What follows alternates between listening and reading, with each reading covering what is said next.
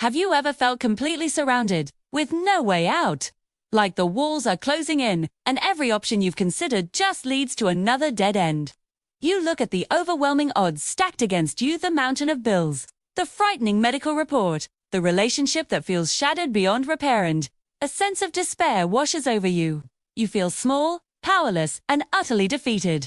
It's a feeling as old as time itself, a feeling of a city under siege, with a relentless enemy at the gates, just waiting for the moment of surrender. This is exactly where the ancient city of Bethulia found itself, surrounded by the massive, seemingly invincible Assyrian army, led by the ruthless General Holofernes. The people were starving.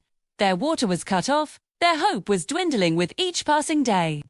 The city elders had made a pact. If God didn't save them in 5 days, they would surrender.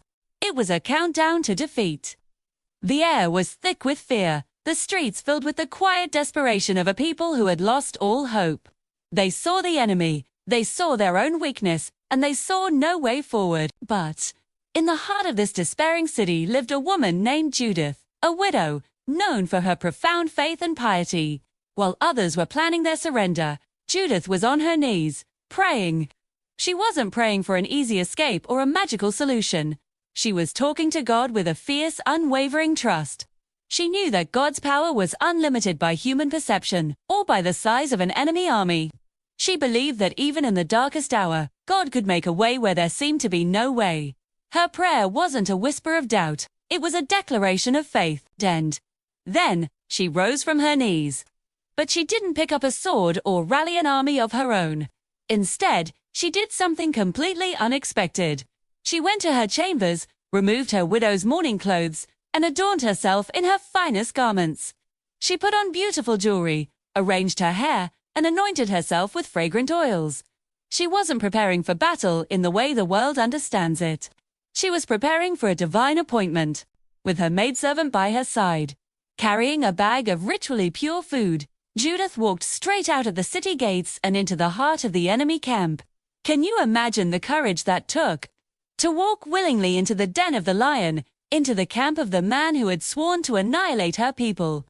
When the Assyrian sentries stopped her, she didn't flinch. She spoke with a calm and confident grace, claiming she had information that would help their General Holofernes conquer the city without losing a single soldier. Her beauty and her confident demeanor was so disarming that they didn't see a threat. They saw a gift for their commander. They escorted her directly to the tent of Holofernes himself. Holofernes was immediately captivated. Here was this stunningly beautiful woman, seemingly defecting from her own people, offering him the key to a swift victory. He welcomed her with honor, gave her a special place in his camp, and believed every word she said. For 3 days, Judith stayed in the enemy camp. Each night, she would get permission to leave the camp to pray, establishing a routine that the guards became accustomed to. She was playing the long game, patiently waiting for the moment God would provide. She was a picture of poise and purpose, a single woman moving with divine strategy in the midst of thousands of enemy soldiers. On the 4th day, Holofernes, completely smitten and planning to seduce her, threw a lavish banquet for his inner circle. He invited Judith, intending for this to be the night he would have his way with her. He dismissed his servants, eager to be alone with her. Throughout the feast, Holofernes drank and drank, becoming excessively drunk, while Judith partook only of the food she had brought with her.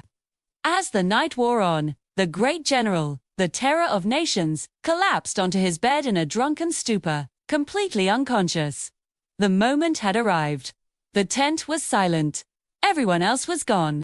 It was just Judith, her maidservant, waiting outside, and the sleeping form of the man who held her city's fate in his hands. Her heart must have been pounding.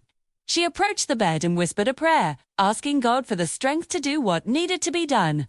"O Lord God of all might, look in this hour on the work of my hands for the exaltation of Jerusalem." She saw Holofernes' own sword hanging nearby. She took it down. With one hand she grabbed his hair, and with the other, she raised the heavy blade. With 2 swift, decisive strokes, she severed his head from his body. She then calmly walked to the entrance of the tent, handed the severed head to her waiting maid, who placed it in their food bag, just as they had done on the previous nights. The 2 women walked out of the camp, past the unsuspecting guards, under the pretense of going to pray. No one stopped them. No one questioned them. They walked through the darkness, carrying the head of the enemy commander, and made their way back to the gates of Bethulia. When they arrived, Judith called out to the watchman. The gates were opened, and the people gathered, bewildered, malign. In the flickering torchlight, Judith reached into the bag and pulled out the gruesome trophy. She held up the head of Holofernes for all to see. "Praise God!" she declared. "He has not forsaken his mercy, but has crushed our enemies by my hand this very night." A wave of shock, then disbelief, then roaring celebration swept through the crowd. The symbol of their seemingly certain doom was now a lifeless head in the hands of a woman. Hope, which had been all but extinguished, reignited like a wildfire. At Judith's command, they hung the head from the city wall. When morning came, the Assyrian soldiers woke up and saw the head of their invincible general, displayed for all to see. Panic and confusion ripped through their ranks. Without their leader, the once mighty army became a terrified, disorganized mob. When the Israelite soldiers charged out of the city, the Assyrians fled in a complete rout. A single act of faith and courage had turned an impossible situation into a miraculous victory. The siege was broken. The city was saved. So what does this ancient dramatic story have to do with you and me today? Everything. Your Holofernes might not be a literal army general. It might be a diagnosis that sounds like a death sentence. It might be a financial debt that feels like a mountain you can't climb. It might be a pattern of addiction, a broken family, or a deep-seated depression that has laid siege to your heart and mind. You feel surrounded, outnumbered, and just days away from surrender. But the story of Judith reminds us that our perspective is not God's perspective. Where we see an unconquerable army, God sees an opportunity to display his power. Judith's victory didn't come from military might or human strategy. It came from a deep, personal, unwavering faith. She took what she had, her courage, her wisdom, her faith, and she stepped out. She didn't wait for the army to be smaller or the situation to be easier. She moved forward in the face of the impossible, trusting that God would move with her. Her story teaches us that sometimes the most powerful thing we can do is to first get on our knees in prayer and then get on our feet in faith. It's about taking that one, seemingly small, courageous step. Maybe for you, that step is making a phone call to ask for help. Maybe it's finally opening up to a trusted friend or counselor. Maybe it's starting that recovery program, or drafting that budget, or choosing forgiveness instead of bitterness. It's about using the unique gifts and strengths God has given you and trusting him to do the rest. Just as the sun broke through the clouds over a liberated Bethulia, the light of hope can break through the darkness in your life. The victory might not look the way you expect. It might not be loud and dramatic. It might be a quiet, internal shift, a moment of peace that replaces anxiety, a surge of strength you didn't know you had. God works in mysterious and incredible ways. The same God who delivered a city into the hands of a single woman is the same God who is with you right now, in the midst of your battle. He is not limited by your circumstances. Trust him, take that step of faith, and watch how he turns your story of siege into a story of salvation. Thank you for watching. If this story resonated with you, please like, share, and subscribe for more content that brings ancient faith into our modern lives.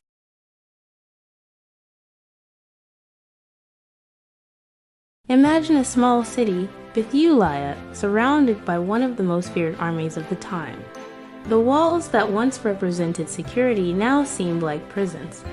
The Assyrian army, commanded by General Holofernes at the order of the powerful King Nebuchadnezzar, not only blocked the city's entrances but cut off access to water, food, hope.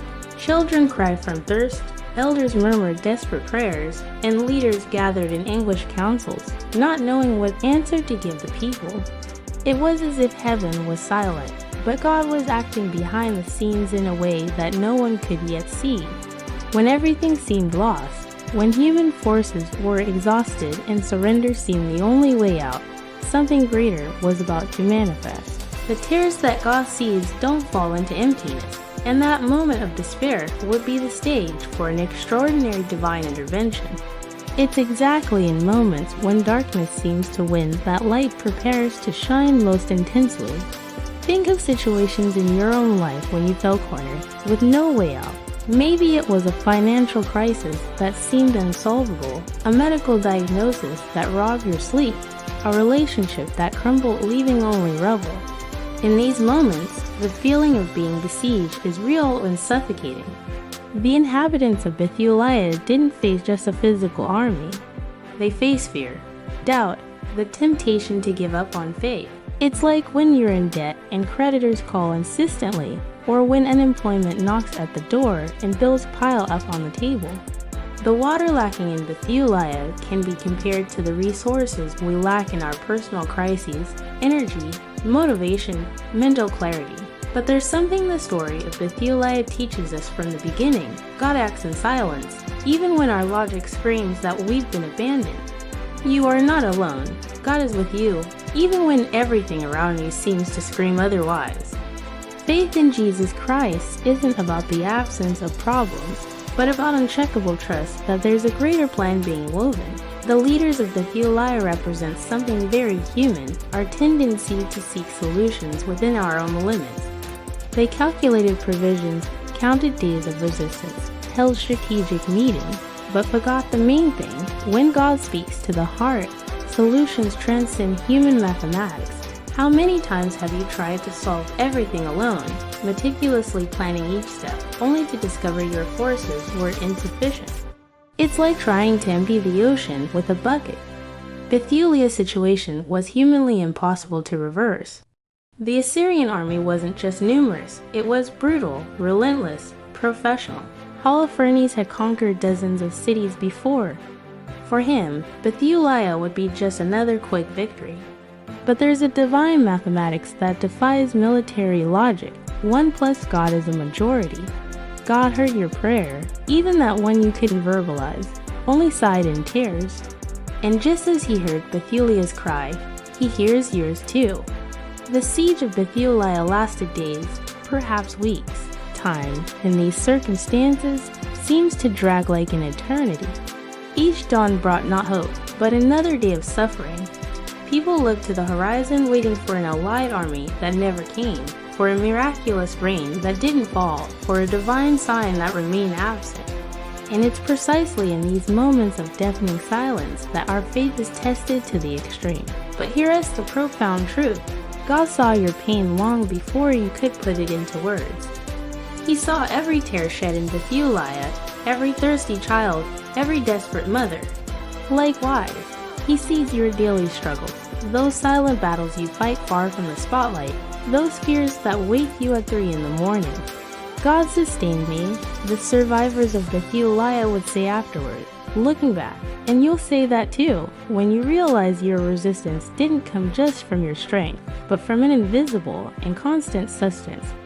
The story was just beginning, and what seemed like a tragic end was actually the perfect scenario for an unexpected miracle.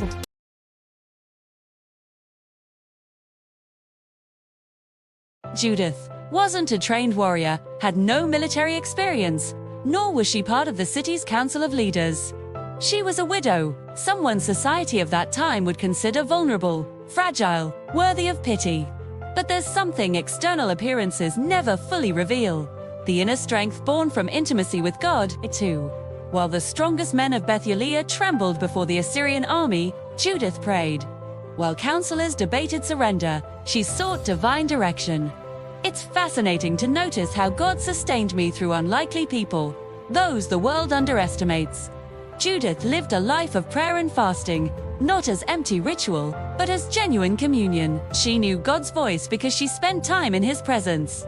And it was exactly in this place of intimacy that when God speaks to the heart, she clearly heard the call to an impossible mission.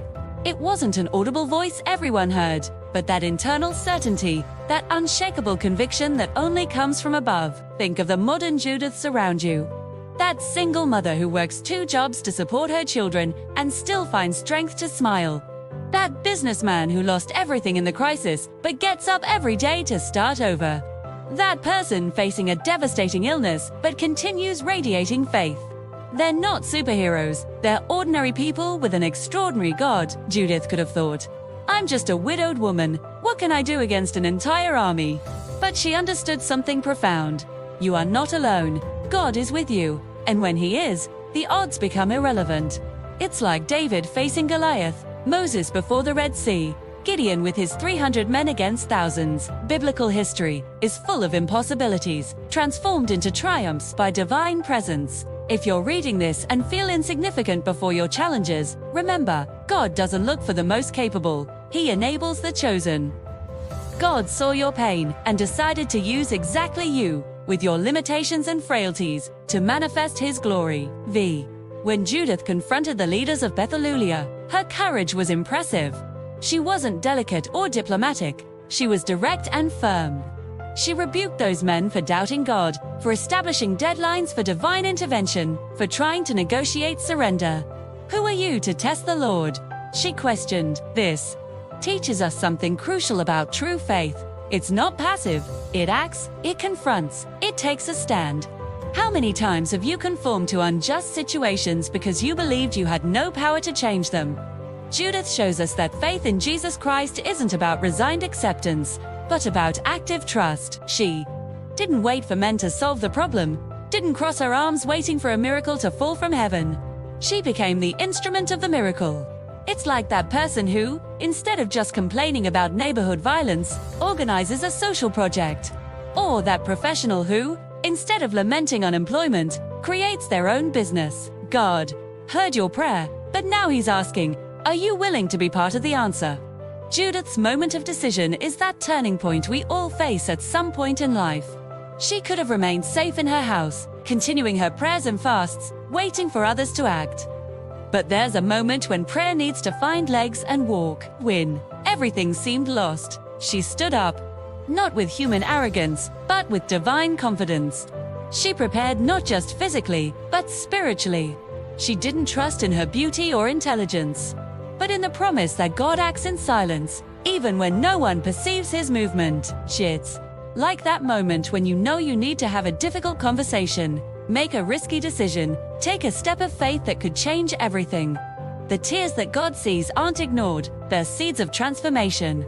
Judith cried for her people, but her tears were transformed into action. And so, with her heart pulsing faith and hands ready to obey, she prepared for what would come next. Knowing that heaven was silent but God was acting in ways that would soon become evident to all.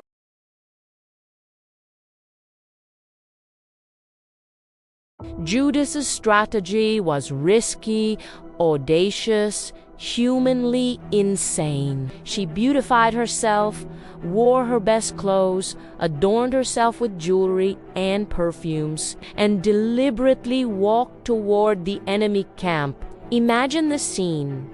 A woman alone, leaving the relative safety of Bethulia's walls, crossing territory controlled by brutal soldiers who besieged her city. Each step was an act of radical faith. She had no guarantees, carried no visible weapons, had no plan B if something went wrong, but she carried something much more powerful.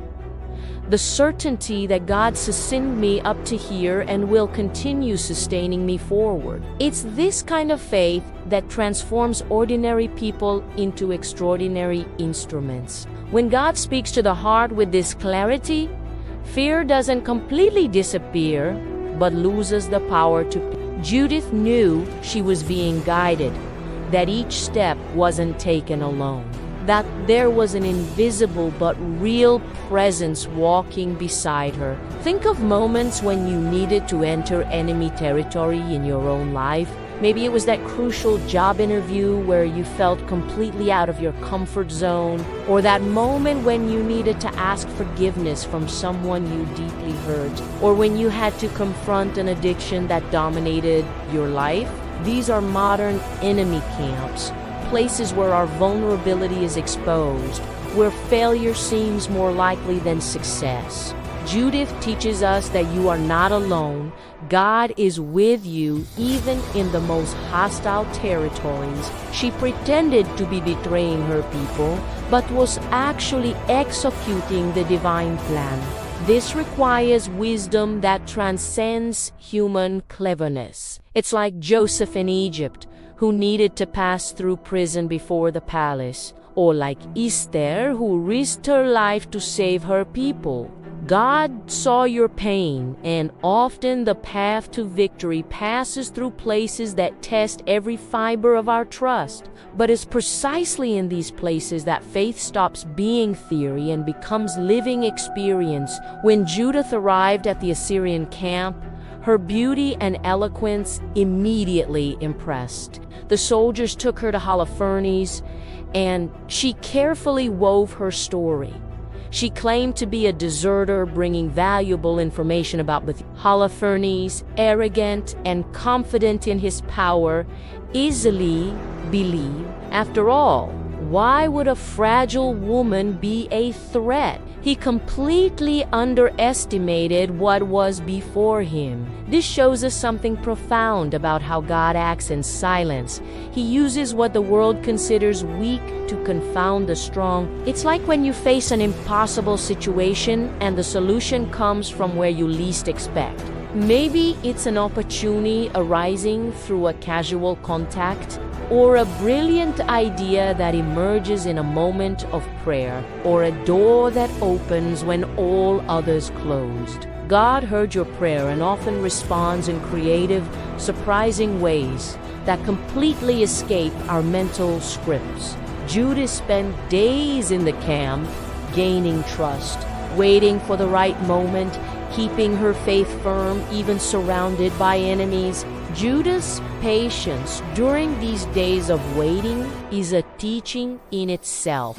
She didn't rush the process, didn't force the moment, didn't act on impulse. She remained faithful to her prayers, maintained her purification rituals, waited for divine timing. It's like a wise investor who doesn't sell stocks at the first sign of volatility, but waits for the appropriate moment. Or like an athlete who trains 4 years before the decisive competition. When everything seemed lost back in Bethulia, where her people continued suffering under the siege, she remained firm in the mission. The tears that God sees aren't just those of the moment of crises, but also those of the process of waiting, of the silence that precedes manifestation. Judith maintained her composure before Holofernes, conversed, smiled, waited, and finally, the moment arrived.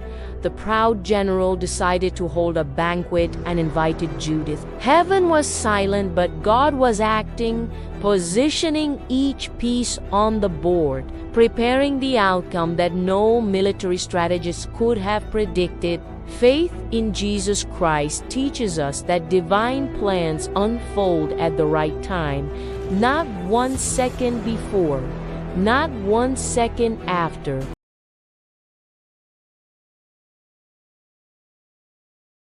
The banquet was in full swing.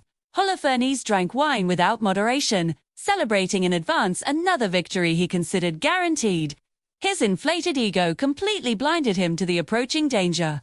He looked at Judith with desire and arrogance, not imagining that this woman he considered merely a trophy was about to become his executioner. The irony is powerful. The general who commanded thousands of soldiers would be defeated by an unarmed widow. When all his men fell asleep, and he himself fell into deep sleep from drunkenness, Judith was alone with him in the tent. Her heart certainly raced, her hands probably trembled, but God sustained me in that decisive moment, she must have thought. There's no turning back now. It was act or lose everything.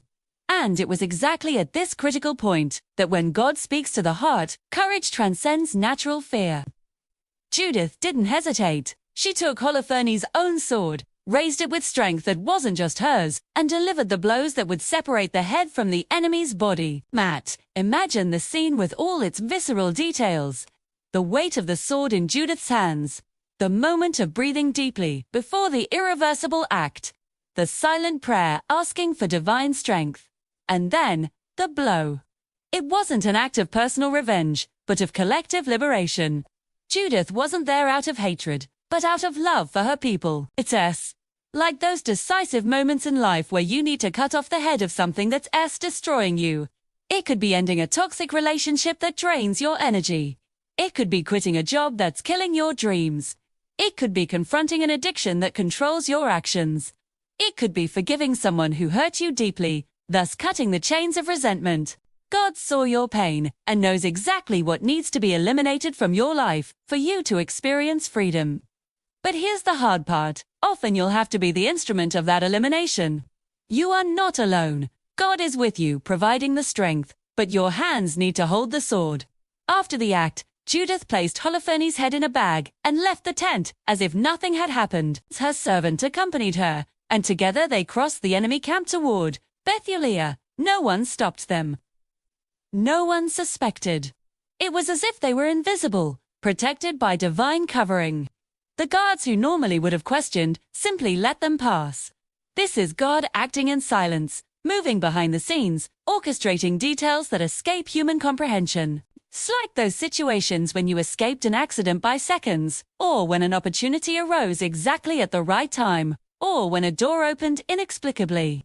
God heard your prayer and responded not just with words of comfort, but with concrete action, with real intervention. Judith walked with the enemy's head in her hands, but with humility in her heart. She knew the victory wasn't hers, but God's through her. Faith in Jesus Christ teaches us this same humility. When we win, we recognize where the strength came from. When Judith arrived at Bethulia's gates, the people were still awake, anguished, without hope. And then, she revealed what she had done. She showed Holofernes' head. The initial silence must have been deafening. Disbelief, shock, and then, explosion of jubilation. When everything seemed lost, when surrender seemed inevitable, when prayers seemed unheard, God was preparing a spectacular turnaround.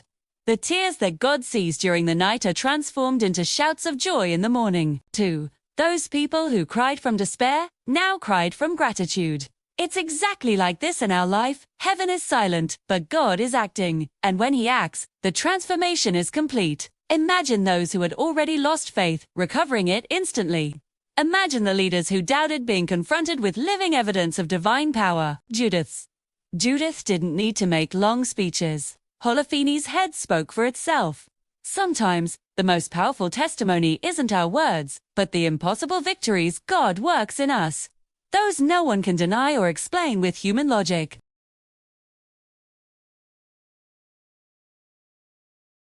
News of Holofernes' death spread through the Assyrian camp like fire in dry straw.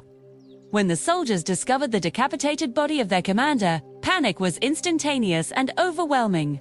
That army that seemed invincible, that had conquered dozens of cities, that inspired terror wherever it went, crumbled in a matter of hours. Without leadership, without morale, without understanding how this had happened, they fled desperately. They abandoned weapons, provisions, tents, everything. The siege that suffocated Bethulia was broken not by superior military force, but by an act of faith executed by a woman. God sustained me. The people of Bethulia sang in unison, recognizing that salvation came from above. It's fascinating to observe how a single strategic action, divinely guided, can dismantle entire structures of oppression. What Bethulia's warriors couldn't accomplish with brute force, Judith conquered with faith and courage. When God speaks to the heart and you obey, impossibilities bow. The city that was ours from surrendering now celebrated an epic victory. Think of the Assyrian armies surrounding your life right now. They could be debts that seem unpayable, like a pile of bills growing each month. They could be broken relationships you believe are beyond any repair. It could be a disease doctors treat with pessimism. It could be a dream you abandoned because everyone said it was impossible. The story of Bethulia teaches us that you are not alone. God is with you, and He specializes in reversing humanly irreversible situations. Those Assyrians didn't just flee, they were completely defeated. The people of Bethulia plundered the abandoned camp, recovering not just their forces, but multiplying their resources. This is how God acts in silence. He doesn't just solve the problem, but transforms crisis into abundance. It's like Joseph, who went from prison to governor. Like Job, who recovered double everything he lost. Like the widow of Zarephath, who had only a handful of flour but experienced supernatural provision. God saw your pain and is preparing not just relief, but complete restoration. Bethulia's victory reverberated throughout the region. Other cities that were terrorized by the Assyrian advance received renewed hope. Judith's name became synonymous with courage and faith. But most importantly, God's name was glorified. Those people who were about to question divine faithfulness now had a powerful story to tell the next generations. God heard your prayer, they testified, and not only heard, but responded spectacularly. This reminds us that our victories are never just about us. They inspire others, strengthen communities, glorify God. When you overcome that devastating depression, your story can give hope to someone considering giving up on life. Score. When you rebuild your marriage after betrayal, your testimony can save another family. When you defeat cancer, your journey can encourage other patients. When everything seemed lost in your situation and God reversed it, this testimony becomes fuel of faith for those fighting now. Faith in Jesus Christ multiplies through living testimonies, not just beautiful theories. Judith lived the rest of her days honored and respected, but never boasted. She knew deeply she had been just an instrument. The tears that God sees, both hers and those of Bethulia's people, were transformed into songs of victory. But she continued being the same pious woman, dedicated to prayer, living with simplicity and gratitude. This is spiritual maturity, recognizing that heaven was silent, but God was acting, and when victory comes, giving credit to whom it's due. How many people conquer something great and forget who sustained them during the journey? How many achieve success and abandon the faith that brought them there? Judith teaches us that true victory isn't just over external circumstances, but over internal pride. She saved an entire nation but remained humble. She could have demanded political positions, riches, power, but she preferred to return to her life of communion with God. And perhaps this is the greatest lesson of all. True strength doesn't come from external conquests, but from constant connection with the one who makes all victories possible, always knowing that all glory, all honor, all praise belong uniquely to Him.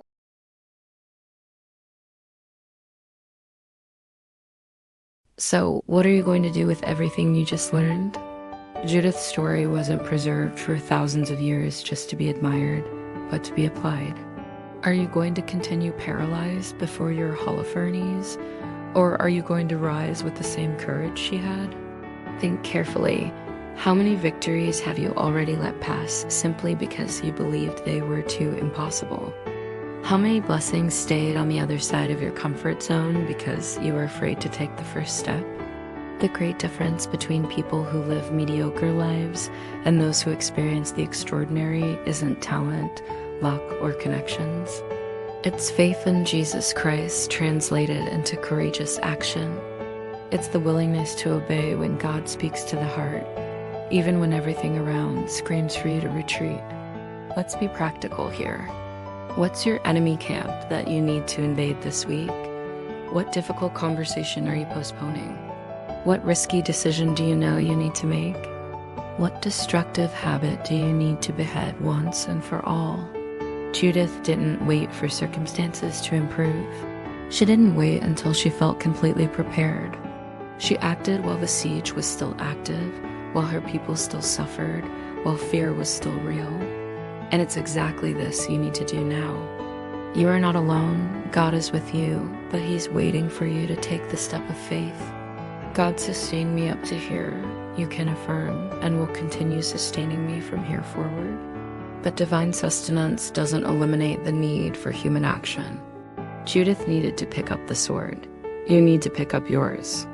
Here's the uncomfortable truth many prefer to ignore.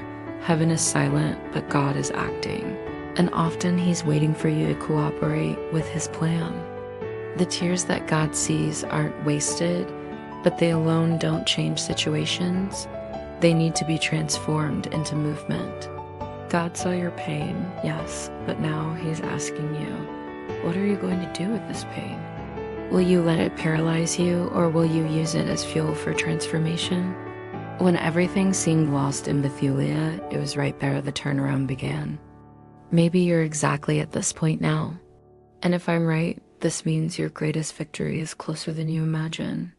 God heard your prayer. He's not deaf, nor absent, nor uninterested. He's strategically positioning the pieces on your life's board. The question is, will you trust and obey, or will you retreat out of fear?